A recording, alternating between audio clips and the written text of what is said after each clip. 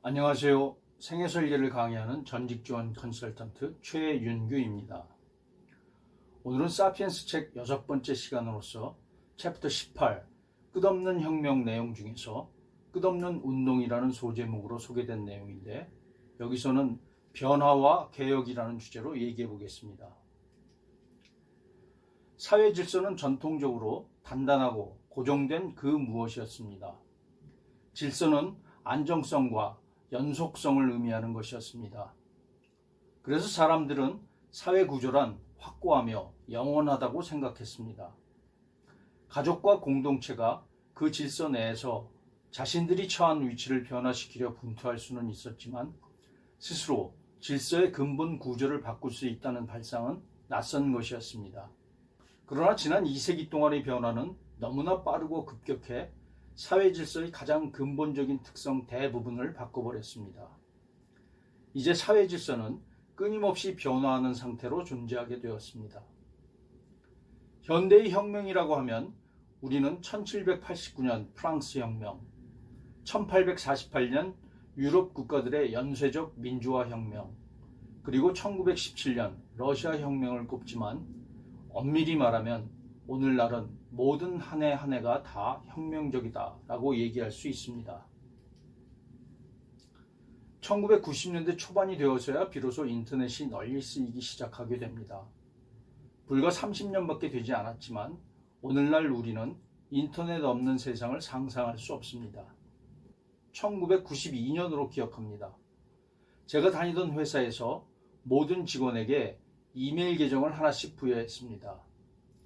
나는 신기하기도 하고 호기심도 발동하여 이메일을 사용할 것으로 추정되는 S전자에 다니는 친구 녀석에게 시덥지 않은 쓸데없는 얘기로 이메일을 보내봤습니다.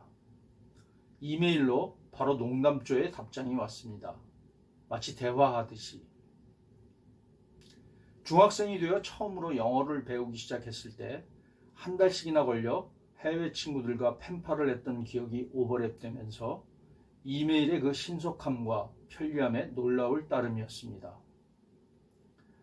2년 후 방콕으로 해외 근무 발령을 받아 나갈 때는 본사와의 이메일 개통이 가장 큰 부담이었습니다. 현지에 부임하자마자 이틀을 꼬박 세우며 헤맨 끝에 뚜뚜뚜뚜 본사와의 이메일을 개통했습니다. 그때만 해도 전화선을 연결해서 인터넷을 접속해야 했었는데 정말 3년간 할 일을 다 한 것 같은 기분이었습니다. 그런데 지금은 인터넷과 이메일은 너무도 당연한 것으로 여기고 있고, 없으면 한시도 살 수 없는 그 무엇이 되어버렸습니다. 현대사회의 속성을 규정하려는 모든 시도는 카멜레온의 색을 규정하려는 것과 마찬가지라고 생각합니다. 우리가 규정할 수 있는 유일한 속성은 끝없는 변화일 것입니다. 우리는 변화에 너무나 익숙해 있어 사회 질서를 우리가 바꿀 수 있는 그 무엇, 우리가 마음대로 가공하고 개선할 수 있는 그 무엇이라고 생각합니다. 과거에는 지배자나 통치자들의 주된 약속이 전통적 질서를 수호하겠다거나 잃어버린 과거의 황금시대로 돌아가겠다는 것이었습니다. 우리 헌법 제69조의 대통령 취임 선서문도 나는 헌법을 준수하고 국가를 보위하며 조국의 평화적 통일과 국민의 자유와 복리의 증진 및 민족 문화의 창달에 노력하여 대통령으로서의 직책을 성실히 수행할 것을 엄숙히 선서합니다 라고 되어 있습니다.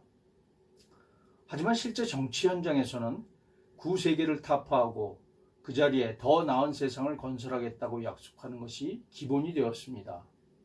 가장 보수적인 정당조차도 현상을 그대로 유지하겠다고 약속하는 정당은 없습니다.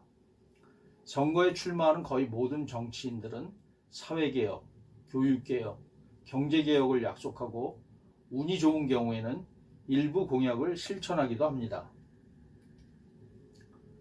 지질학자들이 지각판의 움직임을 보고 지진이나 화산 폭발을 예측하듯이 최근과 같은 격렬한 사회운동은 피비린내 나는 폭력을 분출할 것이라고 예측하는 것도 무리는 아닙니다.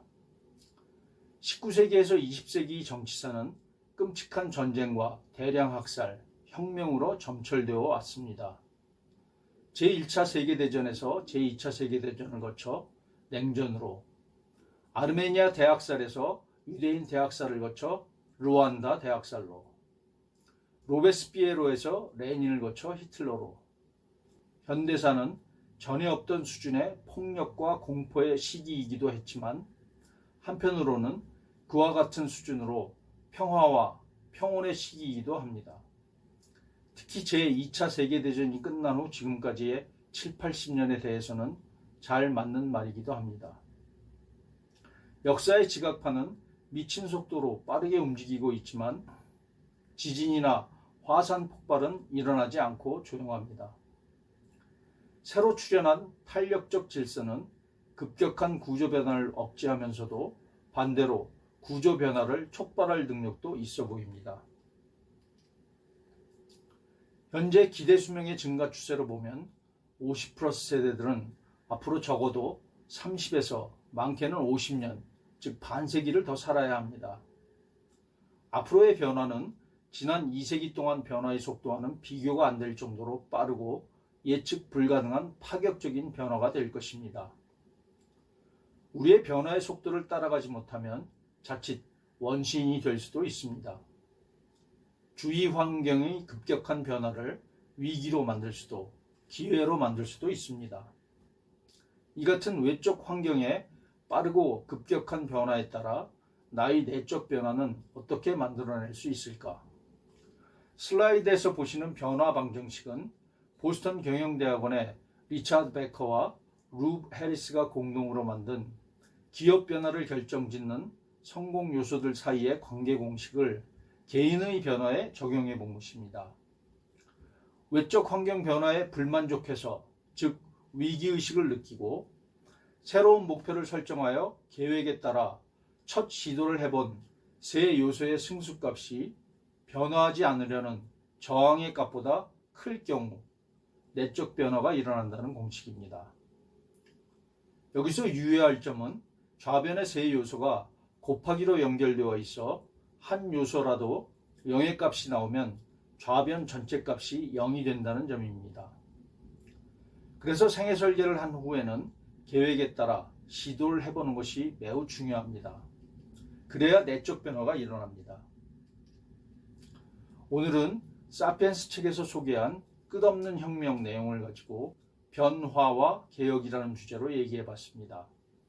다음 시간에는 사피엔스 책에서 생물학적 성과 사회적 성이라는 제목으로 소개된 내용인데 남녀 성차별의 역사에 대해서 얘기해 보도록 하겠습니다. 감사합니다.